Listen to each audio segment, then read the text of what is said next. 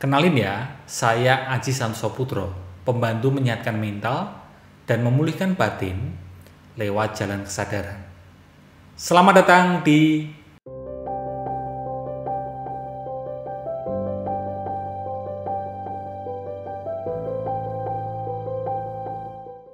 Ada kalanya hidup ini memang, ya bahagia itu sederhana, tapi cukup sering juga derita itu juga sederhana. That's life. Fakta hidup ini memang tidak semudah yang kita bayangkan. Tidak apa-apa kalau kamu memang masih bersedih. Saya termasuk orang yang memberi ruang kepada siapapun yang memang masih bersedih untuk bersedih. Saya terus belajar untuk tidak bilang ke orang yang sedang bersedih, kamu jangan bersedih dong. Atau memaksa orang itu untuk, ayo kamu harus tabah, kamu harus kuat, kamu harus segera mengikhlaskannya.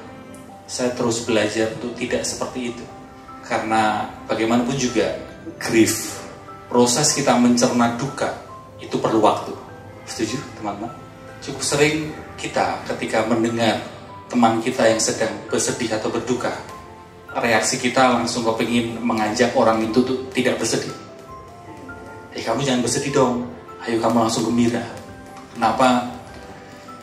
Karena ada ketidaknyamanan dalam diri kita. Apa yang terjadi, apa yang dialami oleh orang lain, kesedihan orang lain akan men-trigger perasaan sedih yang ada di dalam diri kita. Kita lalu teringat akan memori-memori masa lalu kita terkait kesedihan kita sendiri. Oleh karenanya, kita tidak mau orang lain bersedih. Dalam rangka sebenarnya kita masih takut menemui memori-memori sedih yang ada di dalam diri kita.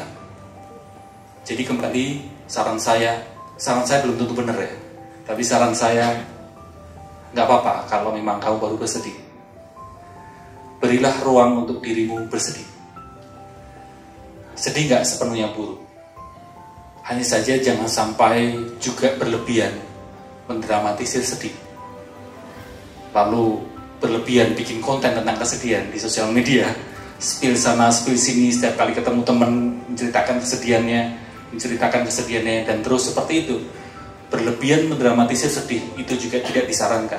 Bukan mensupres kesedihan, tapi juga bukan berarti meluapkan kesedihan. Bisa dipahami ya. Sehingga luangkan waktu walaupun sejenak untuk menemui rasa sedih itu. Tidak semudah apa yang saya omongkan, tentu saja. Kita perlu latihan pelan-pelan untuk menemui kesedihan.